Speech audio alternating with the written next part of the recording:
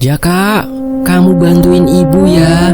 Tolong bersihkan semua piring dan gelas yang kotor di dapur, teriak ibunya. Iya bu, bentar, jawab Jaka.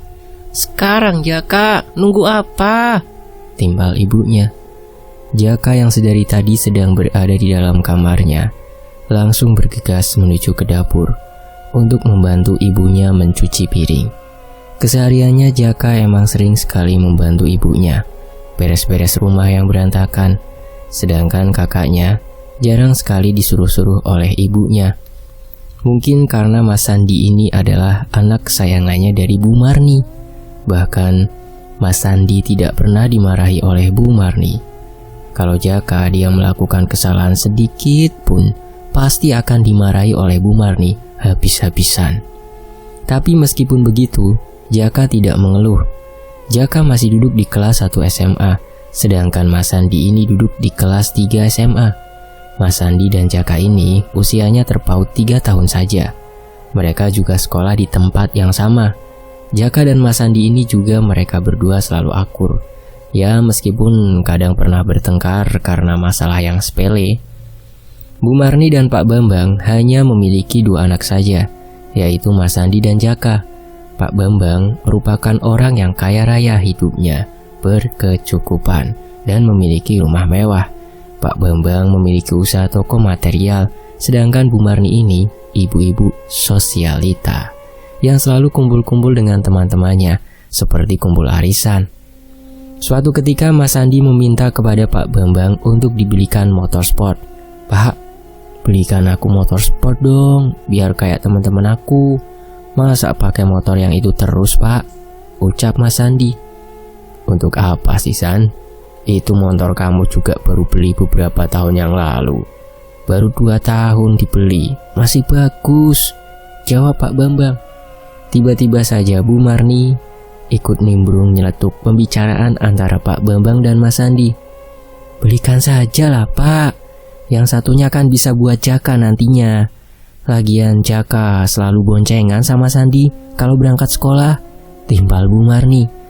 Sementara Jaka yang baru keluar dari kamar mandi menghampiri mereka. Ada apa pak? Tanya Jaka. Ini masmu minta dibelikan motor sport, ucap Pak Bambang. Loh itu kan motornya juga masih baru mas, jawab Jaka. Wah kamu gak usah ikut campur Jaka, kata Mas Sandi. Seketika Jaka pun terdiam duduk di samping Pak Bambang. Jaka, kamu ndak apa-apa kan kalau masmu bapak belikan motor lagi? Nanti kamu pakai motor Mas Sandi yang itu ya, ucap Pak Bambang. Iya nggak apa-apa kok pak, jawab Jaka lemas. Memang Pak Bambang dan Bu Marni selalu saja memanjakan Mas Sandi, sedangkan Jaka mendapatkan bagian dari bekas kakaknya. Tapi meskipun begitu, Jaka masih tetap sabar dan menerima. Sebenarnya Pak Bambang ini tidak membeda-bedakan anaknya, tapi karena hasutan dari Bu Marni, jadi Pak Bambang mengikuti. Nanti kamu bapak belikan handphone baru saja ya Jaka, timpal Pak Bambang. Serius pak, terima kasih ya pak, jawab Jaka. Masa Jaka doang yang dibelikan HP baru pak, Sandi juga dong, timbal Bu Marni. Kan Sandi udah dibelikan motor bu, gantian lah, lagian harga HP sama motor kan jauh beda bu, ucap Pak Bambang. Obrolan mereka pun terhenti karena sudah larut malam. Waktu sudah menunjukkan pukul 9 malam. Mereka pun kembali ke dalam kamarnya masing-masing untuk segera tidur. Hawa dingin mulai merasuk ke dalam tubuh, membuat bulu kuduk berdiri. Disertai dengan hujan deras di malam itu, Jaka menarik selimutnya untuk segera tidur. Keesokan harinya, seperti biasa, Jaka dan Mas Sandi berangkat sekolah bersama dengan menggunakan motor lamanya. Sedangkan Pak Bambang dan Bu Marni pergi ke dealer motor untuk membelikan motor baru buat Mas Sandi. Setelah motor yang diinginkan Mas Sandi sudah dibayar, akhirnya Pak Bambang dan Bu Marni pulang ke rumah. Mereka menunggu di rumah kedatangan motor baru milik Mas Sandi. Motor tersebut diantarkan dengan menggunakan mobil pick-up. Sore harinya, Mas Sandi dan Jaka pulang sekolah. Sesampainya di rumah, Mas Sandi sangat senang ketika melihat motor sport barunya tersebut sudah terparkir di depan rumahnya. Saat itu juga Pak Bambang dan Bu Marni sedang duduk berada di depan rumah. "Assalamualaikum," ucap Mas Sandi dan Jaka. "Waalaikumsalam," jawab kedua orang tuanya. "Itu motornya udah datang, San," ucap Pak Bambang. "Iya Pak, keren sekali. Makasih ya Pak, Bu," kata Mas Sandi. Sedangkan Jaka masuk meninggalkan Mas Sandi dan kedua orang tuanya. Mas Sandi sedang senang sekali melihat motor barunya yang terparkir di depan rumahnya. Jaka duduk termenung di dalam kamarnya sembari menatap ke arah jendela kamarnya. Sesekali Jaka meneteskan air matanya karena Jaka merasa kalau selalu dibanding-bandingkan oleh kedua orang tuanya yang lebih memanjakan kakaknya tersebut. Jaka pun tidak tahu kenapa kedua orang tuanya sampai bersikap seperti itu kepada Jaka. Padahal Jaka merasa kalau Jaka tidak merasa bersalah. Dia selalu nurut dengan kedua orang tuanya dan selalu membantu kedua orang tuanya. Tapi Mas Sandilah yang selalu dibanggakan, dimanjakan.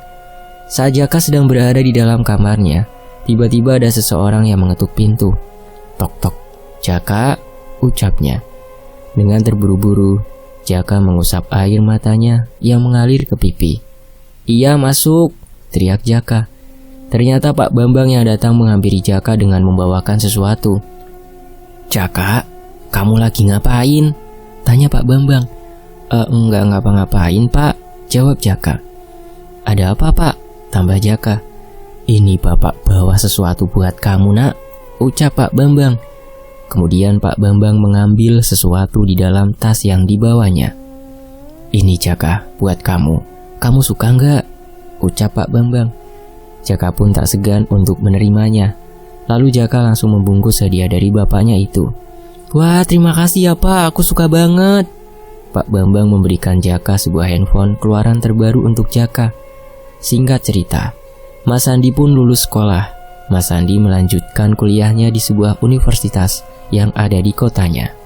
Sedangkan Jaka masih duduk di bangku kelas 2 SMA. Ketika Mas Sandi kuliah, Jaka menjadi berangkat sekolah sendiri, tidak barengan lagi dengan kakaknya itu. Saat malam hari, keluarganya Pak Bambang makan bersama di meja makan. Mereka menikmati makan malamnya, sembari saling bercerita tentang kesehariannya tadi. Setelah selesai makan, tiba-tiba saja Mas Sandi nyeletuk kepada Pak Bambang. "Pak, teman-teman aku di kampus kan banyak sekali yang pakai mobil yang mewah-mewah dan bagus-bagus," ucap Mas Sandi. "Nah, terus kenapa?" tanya Pak Bambang.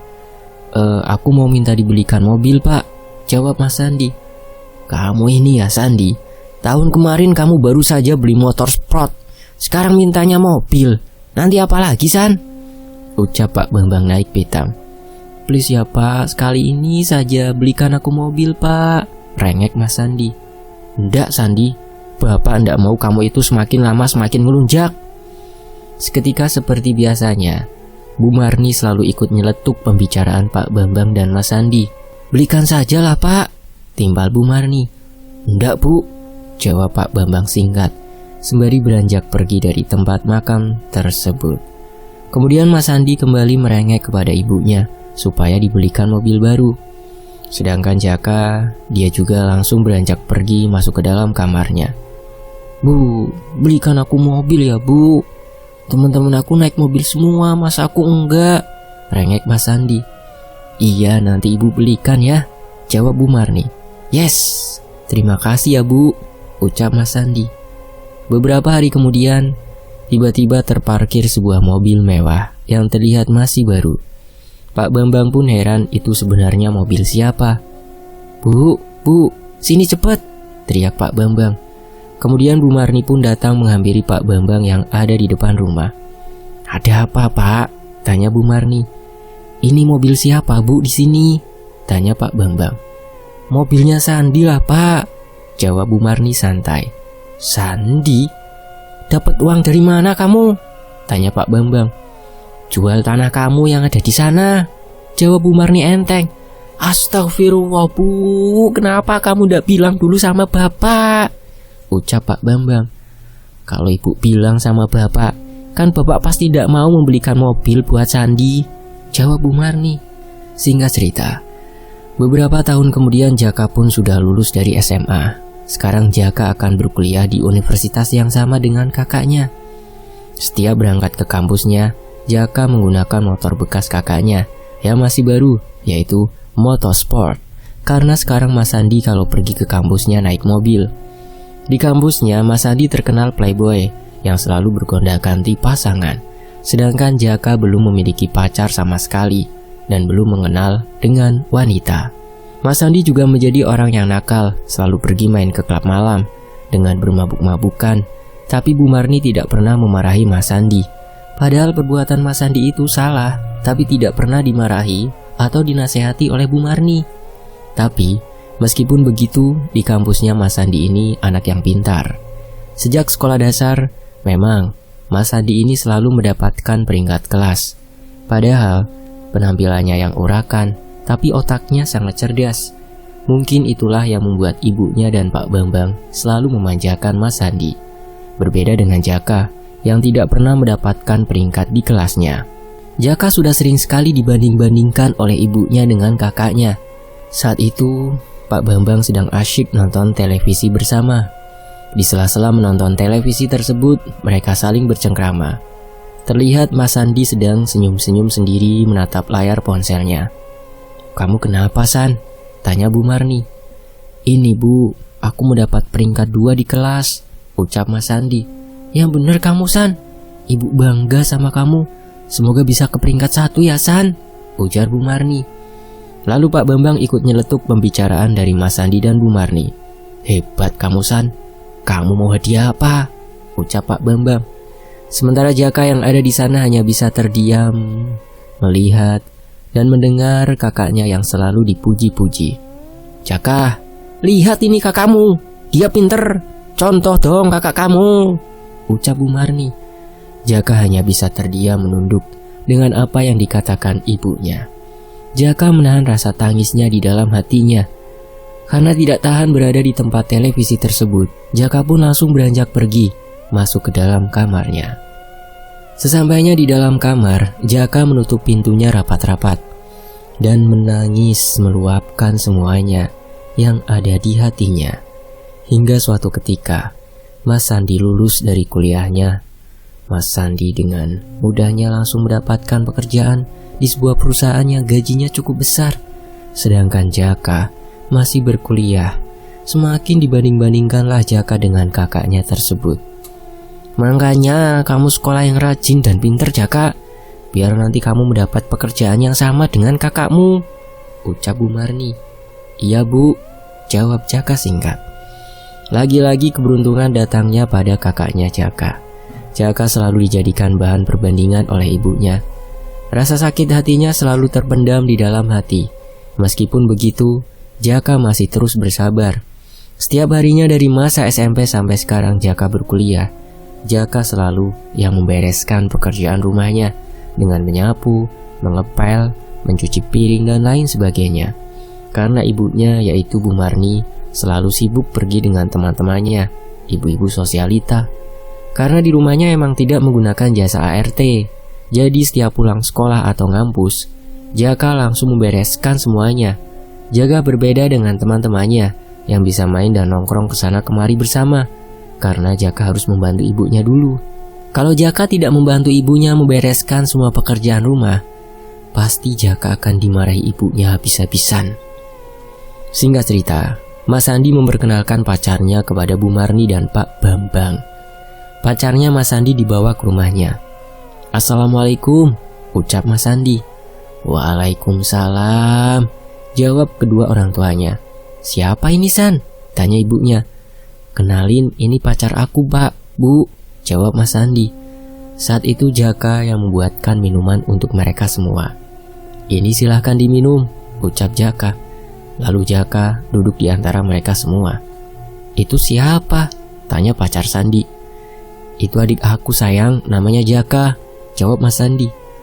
Hubungannya Mas Sandi dengan pacarnya tersebut direstui oleh kedua orang tuanya. Mas Sandi dan Yuni pun menjalin hubungan yang cukup serius. Mas Sandi memiliki niat untuk menikahi Yuni. Hari demi hari, bulan demi bulan, tahun demi tahun telah berlalu. Akhirnya Jaka pun lulus dari kuliahnya. Jaka mencari pekerjaan ke sana kemari, hingga akhirnya Jaka memutuskan untuk pergi merantau saja untuk mencari pekerjaan. Jaka pun merantau ke kota, mencari pekerjaan dari perusahaan satu ke perusahaan lain. Jaka lamar, namun belum ada juga yang nyangkut. Jaka terus bersabar mencari pekerjaan dengan bekal S1-nya. Suatu ketika, Jaka pun akhirnya diterima di sebuah perusahaan yang ada di kota tersebut. Jaka mulai tertarik dengan wanita. Jaka jatuh cinta dengan seorang wanita yang berparas cantik. Wanita tersebut bekerja sebagai model majalah. Tubuhnya yang langsing dan mulus dengan paras yang cantik membuat tertarik dan terpesona dengan Gita yang berprofesi sebagai model. Jaka dan Gita bertemu di perusahaan tempat Jaka bekerja karena Gita menjadi model produk kosmetik di perusahaan Jaka bekerja. Jaka mencoba untuk mendapatkan hatinya Gita, dan pada akhirnya Gita pun jatuh cinta dengan Jaka. Mereka menjalin hubungan pacaran. Setiap seminggu sekali, Jaka selalu jalan bareng dengan Gita untuk berkencan. Singkat cerita, ketika Jaka sedang tertidur di kasur kontrakannya, Jaka mendengar ada suara dering ponselnya. Brr. Jaka yang sedang melamun menatap ke arah langit-langit dinding langsung terperanjat dan langsung melihat notif nama panggilan di layar ponselnya. Saat dilihat ternyata panggilan dari Mas Sandi. Jaka pun langsung mengangkat teleponnya. "Halo, ada apa Mas?"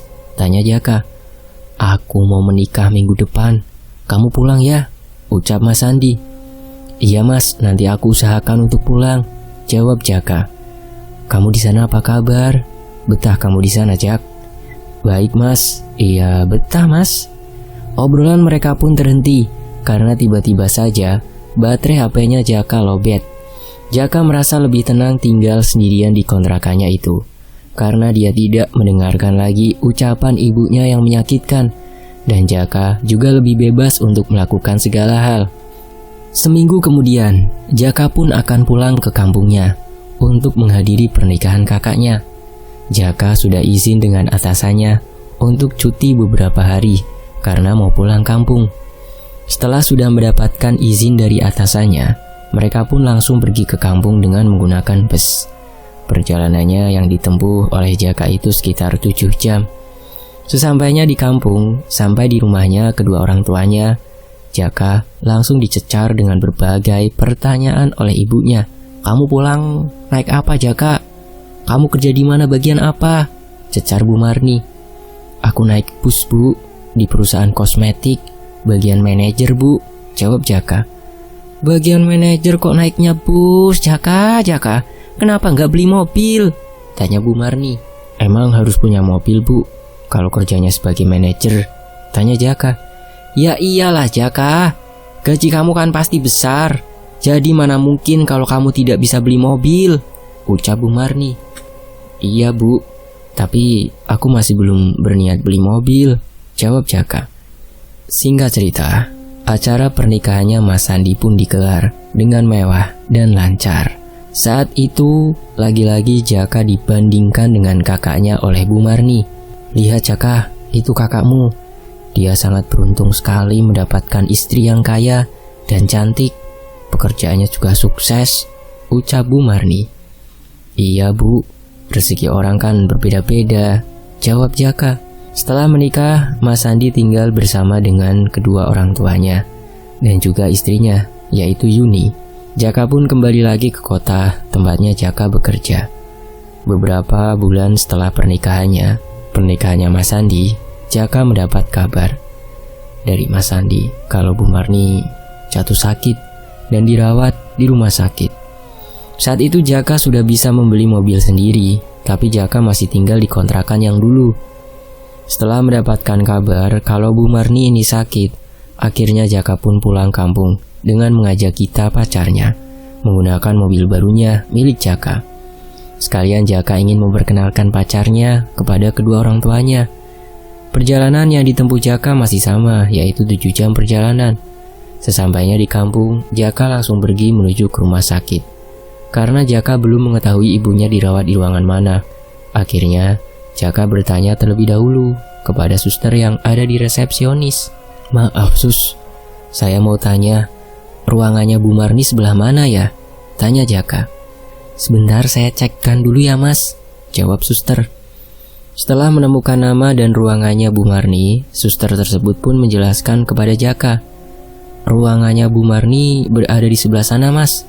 Masnya lurus aja melewati lorong, nanti belok kanan, dan nanti ada ruangan tulip." "Jelas suster." "Terima kasih ya sus," jawab Jaka. Jaka dan Gita beranjak pergi berjalan menuju ke ruangannya Bu Marni. "Assalamualaikum," ucap Jaka. "Waalaikumsalam, akhirnya datang juga kamu," ujar Mas Sandi. Jaka menghampiri ibunya, lalu menjabat tangan dan juga menjabat tangan Pak Bambang yang ada di dalam ruangan tersebut. "Ibu sakit apa?" tanyaku. Namun Bu Marni masih terlihat lemas dan tidak menjawab pertanyaannya dari Jaka. "Ibu sakit jantung Jaka," timbal Mas Sandi. "Terus kata dokter gimana, harus dioperasi atau gimana?" tanya Jaka. "Tidak apa-apa, ibu masih ringan, belum yang terlalu parah," jawab Pak Bambang. "Ini siapa Jaka?" tanya Pak Bambang. "Oh ya lupa, kenalin ini pacar aku Pak, Bu, namanya Gita," ucap Jaka. "Kamu datang ke sini naik apa Jak?" tanya Mas Sandi. "Naik mobil Mas," jawab Jaka. "Wih, sekarang kamu udah punya mobil sendiri ya Jak, hebat kamu," ucap Mas Sandi. "Ah enggak Mas, masih hebat kamu di mata ibu bapak," jawab Jaka. Seketika di dalam ruangan tersebut hening saat Jaka mengatakan hal itu. Beberapa hari kemudian akhirnya Bu Marni sudah diperbolehkan untuk pulang karena sudah sedikit pulih. Ya walaupun Bu Marni masih tetap sakit jantung, jadi Bu Marni ini tidak boleh mendengar kabar yang mengejutkan. Karena kalau mendengar kabar buruk, sakit jantungnya tersebut akan kumat. Saat Bu Marni sudah dibawa pulang, Jaka izin pamit untuk kembali lagi ke kota karena besok harus bekerja. Karena juga sudah lega, Bu Marni sudah pulih seperti semua lagi. Singkat cerita, Jaka dan Gita sudah menjalin hubungan lama dan akhirnya Jaka ingin segera menikahi Gita untuk dijadikan sebagai pendamping hidupnya. Jaka dan Gita kembali pulang kampung untuk meminta izin restu kepada kedua orang tuanya Jaka. "Pak, Bu, aku minta izin sama bapak ibu. Aku ingin menikahi Gita sebagai istriku," ucap Jaka. "Kamu yakin? Memangnya Gita bekerja sebagai apa?"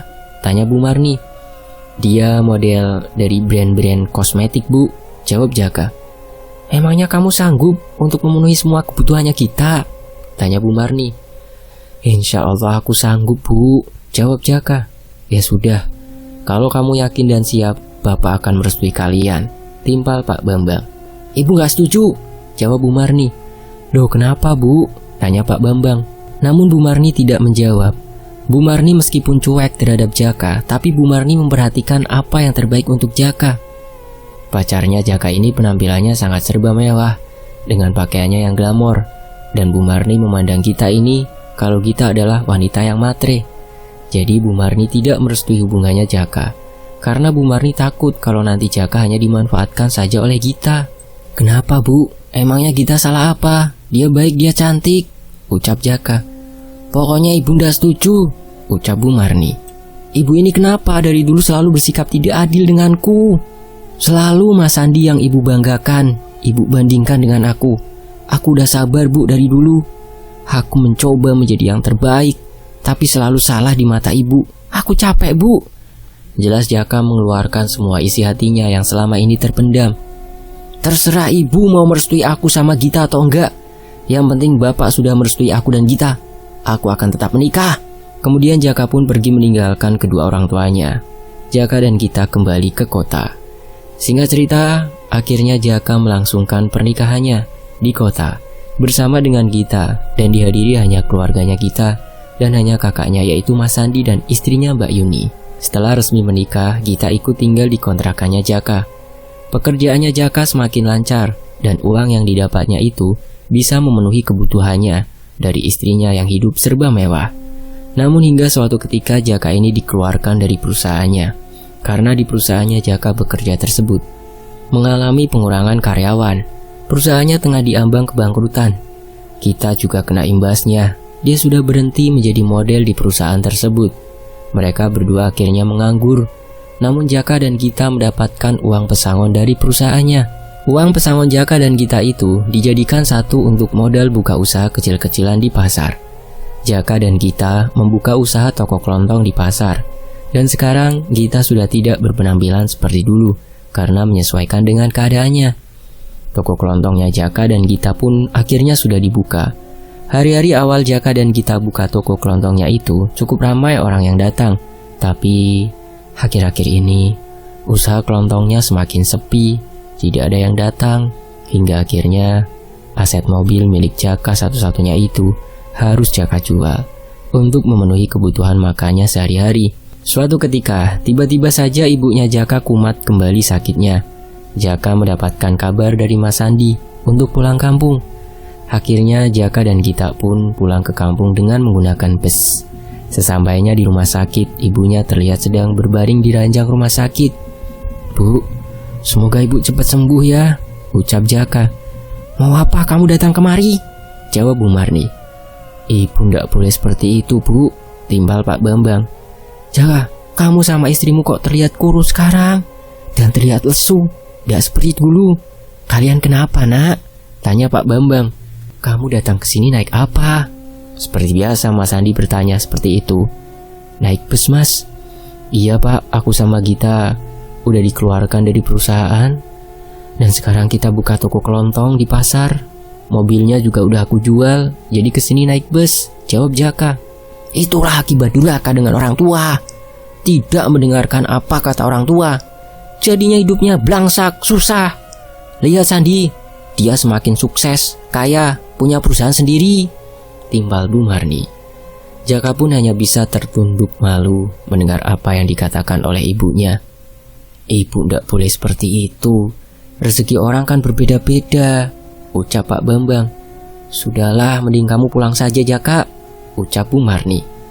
"Oke Bu, aku akan pulang sama istri aku dan aku akan buktikan kalau aku bisa sukses melebihi dari Mas Sandi," jawab Jaka yang sudah naik pitam.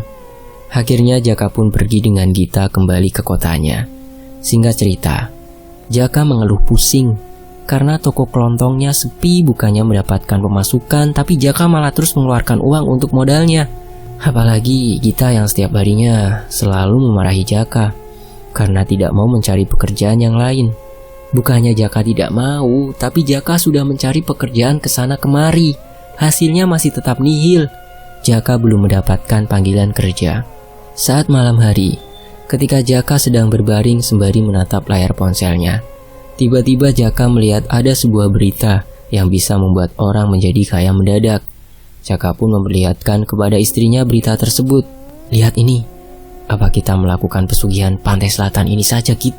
Kita bisa kaya raya mendadak," ucap Jaka. "Aku setuju Mas, kita besok langsung ke sana aja Mas, lebih cepat lebih baik," jawab Gita mendukung. Akhirnya Jaka dan Gita sepakat untuk besok mendatangi tempat yang bertuliskan di dalam iklan di media sosial tersebut. Keesokan harinya, Jaka dan Gita bersiap-siap untuk datang ke tempat pesugihan tersebut untuk melakukan pesugihan. Jaka dan Gita menggunakan bus untuk menuju ke tempat itu. Perjalanan yang ditempuh cukup lama karena tempatnya cukup jauh dari kota yang ditinggali Jaka. Beberapa jam berlalu, akhirnya Jaka dan Gita sampai di sebuah tempat. Jaka dan Gita langsung berjalan menuju tempat tersebut. "Permisi," ucap Jaka dan Gita. "Ya, silakan masuk," ucap Kuncen yang ada di dalam padepokan tersebut. Orang ini adalah juru kuncinya dari pantai selatan. "Saya tahu maksud dari kedatangan kalian datang kemari. Ceritakan saja semuanya," ucap Kuncen tersebut. Akhirnya Jaka dan Gita pun menceritakan semuanya kepada Kuncen apa yang dialaminya. "Apakah kamu siap untuk melakukan semua ritualnya dan syarat-syaratnya? Karena resikonya sangat besar," ucap Mbah Kuncen. Saat itu Jaka dan Gita sempat ragu karena mereka merasa takut. Tapi ketika mengingat ucapan ibunya yang menyakitkan itu, akhirnya Jaka dan Gita yakin dan siap untuk melakukan apapun. "Saya siap Mbah, saya yakin," ucap Jaka. "Kalau begitu, kamu harus menyiapkan ayam hitam sebagai persembahan ritual awal untuk mendapatkan tumbal. kata Mbah Kuncen. Tumbal, Mbah? Tanya Jaka. Ya, kamu harus menyiapkan tumbal manusia yang masih dalam keluargamu, sedarah, untuk kamu mendapatkan kekayaan. Bagaimana? Apa kamu sanggup? Sanggup, Mbah. Bagus. Kalau begitu kamu dan istrimu harus melakukan berbagai syaratnya terlebih dahulu, ucap Mbah Kuncen. Apa syaratnya, Mbah? Kamu dan istrimu harus melakukan puasa muteh selama 3 hari, saat nanti melakukan ritual 3 hari, ucap Mbah Kuncen. Maksudnya bagaimana itu, Mbah? Saat melakukan ritual nanti malam dan 3 hari ke depan, kamu tidak boleh makan, minum sama sekali, dan tidak boleh tidur, jelas Mbah Kuncen. Baik, Mbah. Singkat cerita, malam harinya sekitar pukul 12 malam lebih, Jaka dan Gita dibawa Mbah Kuncen ke sebuah tempat yang lokasinya tidak cukup jauh dari tempat Kuncen tinggal tersebut. Di kegelapan malam, mereka bertiga berjalan. Hawa dingin merasuk ke dalam tubuh. Jaka dan Gita berjalan mengekor di belakang Mbah Kuncen, hingga akhirnya mereka semua sampai di sebuah tempat di tengah hutan. Di dalam hutan tersebut terdapat gua yang sangat gelap sekali. Mbah Kuncen mulai menyalakan kemenyan di dalam gua tersebut, dan sesajen yang sudah dibawanya diletakkan di dalam gua tersebut. Tak lupa juga dengan ayam hitam yang sudah dibawanya sebagai persembahan nantinya kepada Ratu Pantai Selatan. Mbah Kuncen juga memberikan sebuah mantra untuk nantinya Jaka dan Gita rapalkan pada saat ritual. Ingat, kalian jangan pernah menoleh ke belakang kalau mendengar suara gangguan-gangguan apapun. Dan kalian jangan membacakan doa-doa apapun meskipun kalian dalam keadaan yang sangat takut, kata Mbah Kuncen. Jaka dan Gita pun mengangguk mengerti apa yang dikatakan oleh Mbah Kuncen. Singkat cerita, Jaka dan Gita mulai duduk bersila di dalam gua tersebut dengan beralaskan daun, dan di dalam gua tersebut sangat gelap sekali. Hanya ada penerangan dari lilin yang dinyalakan tadi. Jaka dan Gita mulai membacakan mantranya. Hawa dingin mulai merasuk ke dalam tubuhnya, serta banyak nyamuk yang mengerumuni tubuhnya. Karena di dalam gua sangat gelap dan membuat suasana semakin mencekam, terdengar sayup-sayup suara kelelawar dari ujung gua. Tidak hanya satu, tapi suara tersebut terdengar banyak sekali suaranya. Jaka dan Gita semakin merinding saat mendengar ada suara seperti harimau yang sedang mengerang keras. Mereka berdua ketakutan, tubuhnya gemetaran, tapi mereka ingat pesan dari Mbah Kuncen untuk tidak melihat ke arah belakang, apapun yang telah mengganggunya. Jaka dan Gita mendengar ada suara tapakan kaki yang sangat berat, membuat tubuh mereka yang ada di dalam gua tersebut terguncang. Tubuhnya semakin terguncang dan gemetaran. Namun Jaka dan Gita masih terus merapalkan mantranya. Tidak hanya itu, Jaka dan Gita juga mendengar ada suara anak kecil yang sedang bermain dengan suara ketawa-tawanya, membuat bulu kuduk Jaka dan Gita merinding. Keringat dingin mulai membasahi bajunya. Hari pertama sudah terselesaikan. Hari berikutnya Jaka dan Gita masih tetap melakukan ritualnya dengan membacakan mantranya. Malam kedua suasananya semakin mencekam. Jaka tiba-tiba mencium bau anyir, darah, seperti bangkai saat Jaka dan Gita sedang merapalkan mantranya. Dan beberapa saat kemudian, tiba-tiba tercium bau kembang-kembangan yang sangat wangi sekali. Di saat yang bersamaan, Jaka dan Gita mendengar tapakan sepatu kuda. Tok, tok, tok. Suara sepatu kuda tersebut juga dibarengi dengan suara kerincing yang terdengar sayup-sayup di telinganya, membuat Jaka dan Gita sangat ketakutan. Karena mereka tahu kalau itu pasti kedatangan dari Ratu Pantai Selatan dengan kencana dan beberapa pengawalnya. Hembusan angin masuk ke dalam gua tersebut. Anginnya cukup kencang, membuat bulu kuduknya berdiri merinding. Jaka dan Gita merasa di tubuhnya seperti ada sebuah kain selendang yang menempel ke tubuhnya. Tubuhnya terasa geli dan takut saat selendang itu nempel di tubuh. Tiba-tiba di hadapannya, Jaka dan istrinya melihat ada sosok wanita yang sangat cantik dengan pakaian kebaya berwarna hijau, disertai dengan selendang dan mahkota yang ada di atas kepalanya. Sosok wanita yang menggunakan kebaya hijau tersebut adalah sosok Ratu Pantai Selatan. Jaka dan istrinya semakin gemetaran melihatnya. Dan sosok Ratu Pantai Selatan mengatakan kepada Jaka dan Gita, "Saya akan membuat hidup kalian sejahtera, asalkan kalian menyiapkan seseorang untuk ikut ke tempat kerajaan saya," ucap sosok Ratu Pantai itu.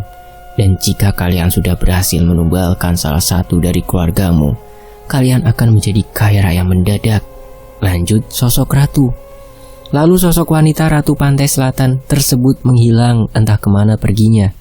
Namun, di dalam gua tersebut, Jaka dan Gita masih mencium bau kembang-kembangan.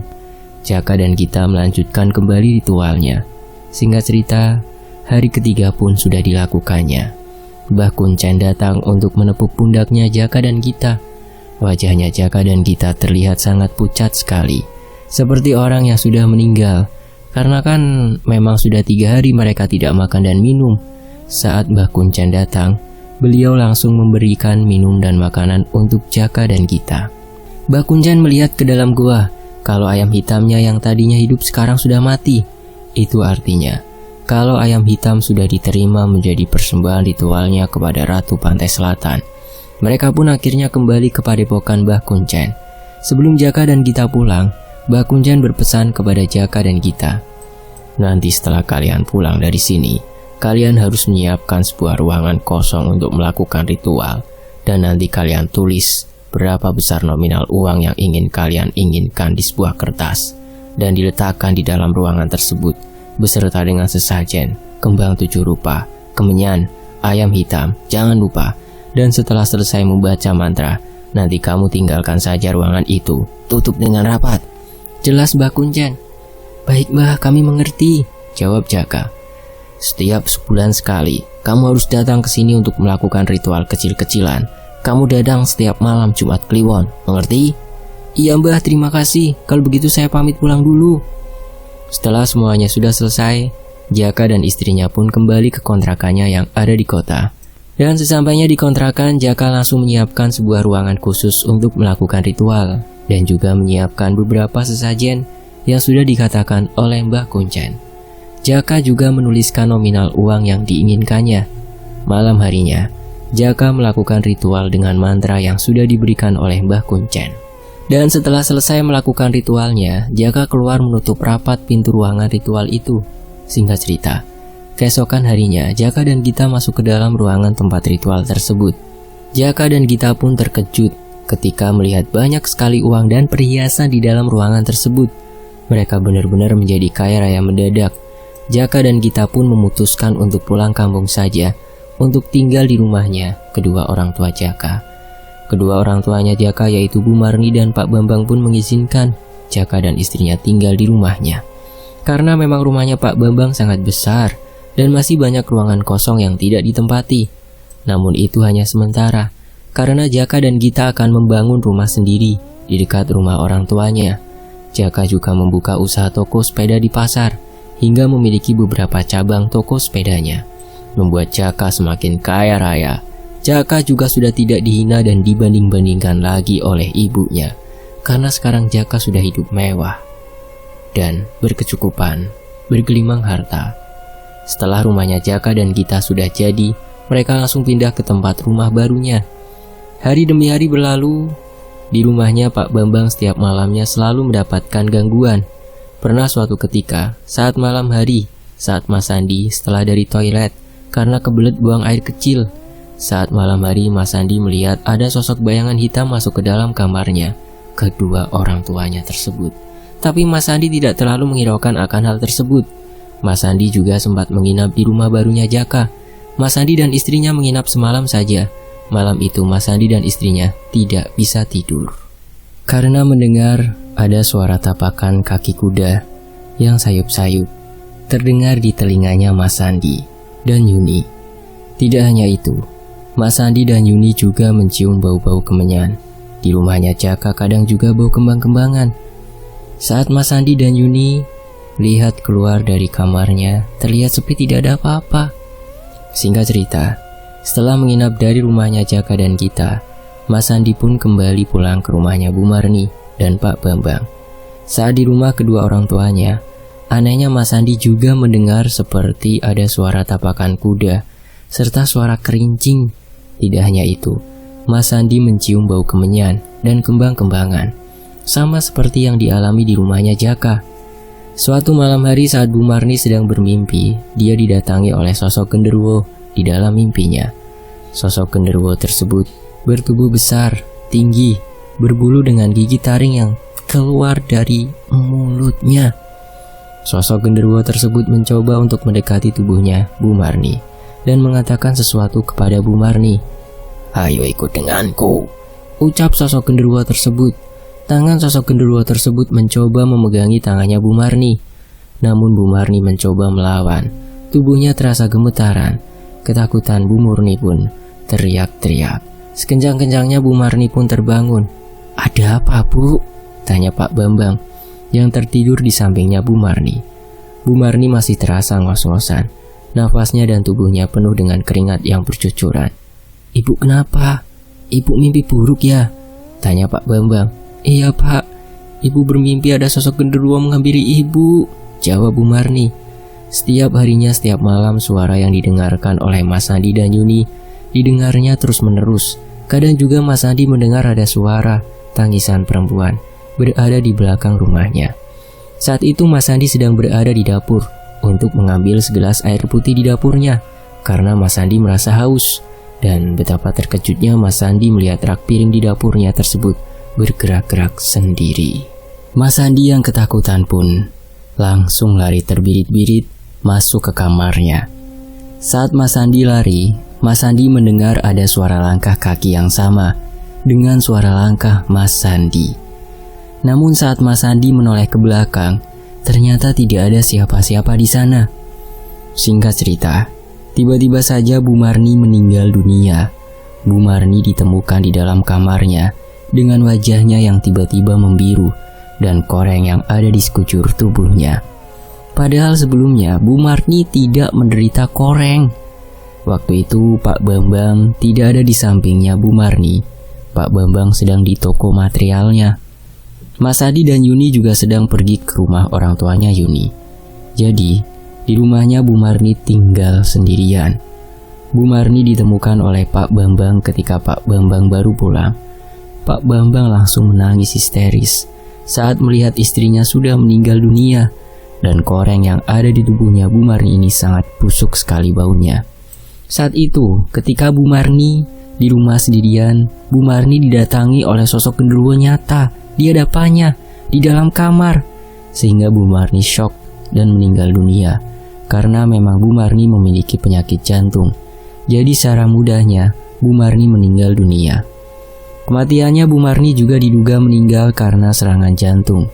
Karena Bu Marni memiliki penyakit jantung, jadi kemungkinan ada kaitannya dengan sakit yang dideritanya. Jaka dan Gita juga ikut ke rumahnya kedua orang tuanya untuk mengantarkan ibunya ke peristirahatan terakhir. Namun setelah meninggalnya Bu Marni, Jaka dan Gita malah menjadi semakin kaya raya.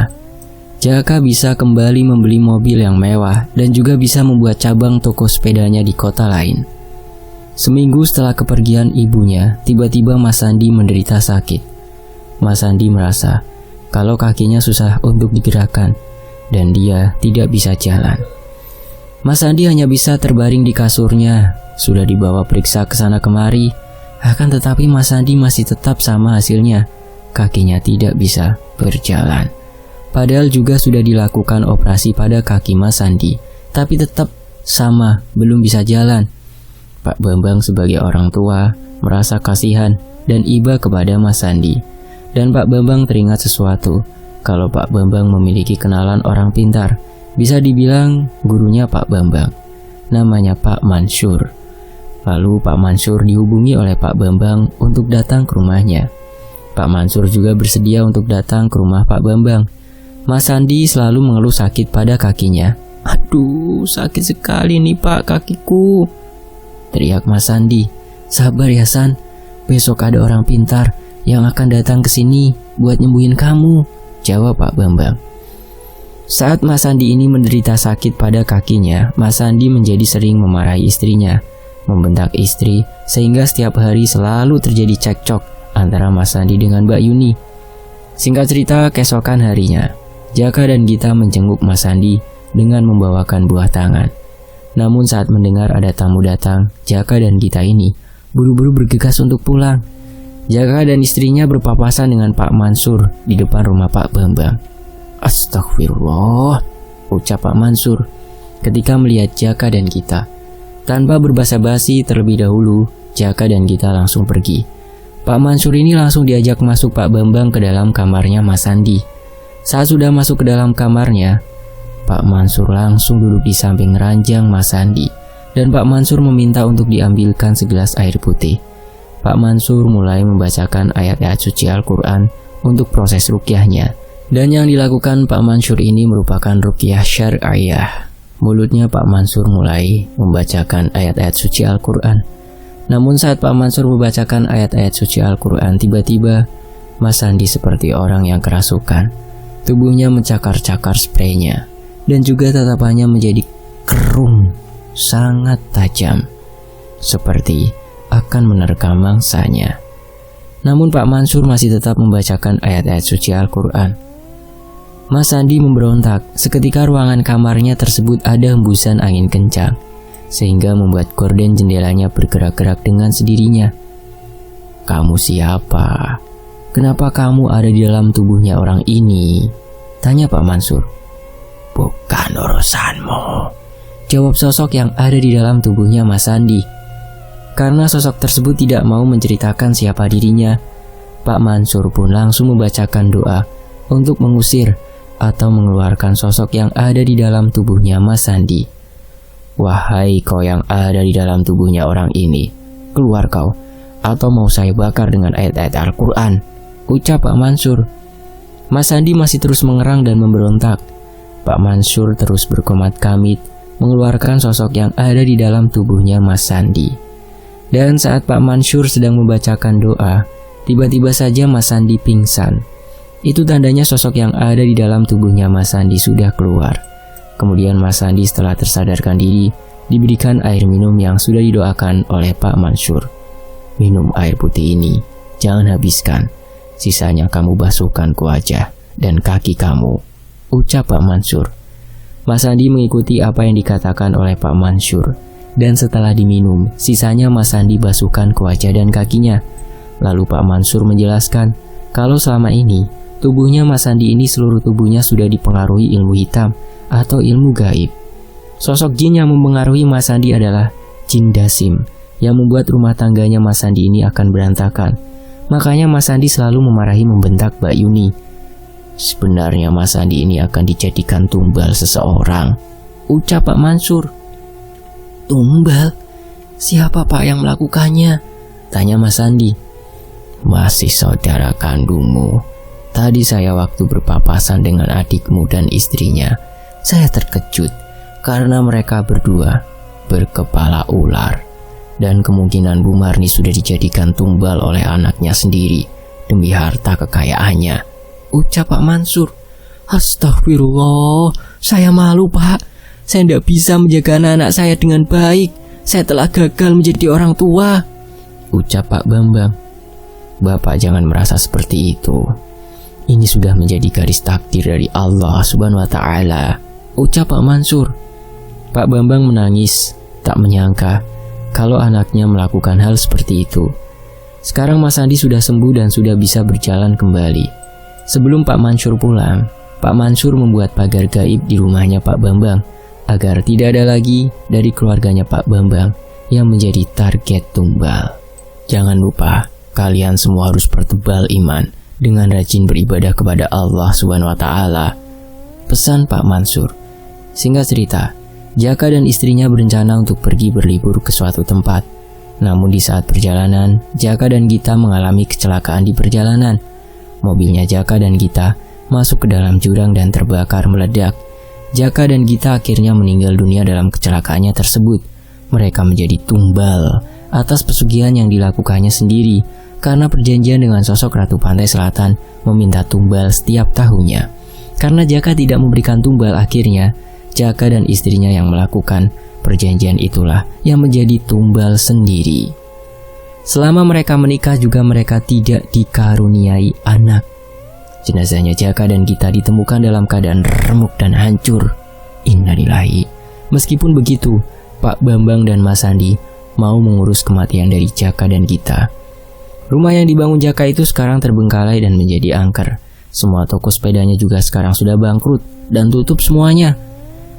Siapa yang berbuat, dialah yang akan mendapat balasannya. Semoga kita dijauhkan dengan yang namanya perbuatan musyrik. Semoga teman-teman terhibur dan bisa mengambil hikmah dari kisah ini yang dikisahkan oleh Nur Laila, diadaptasi dari kisah-kisah yang ada di masyarakat kita. Fakta Sejarah pamit. Wassalamualaikum, sampai jumpa di kisah lainnya. Terima kasih teman-temanku.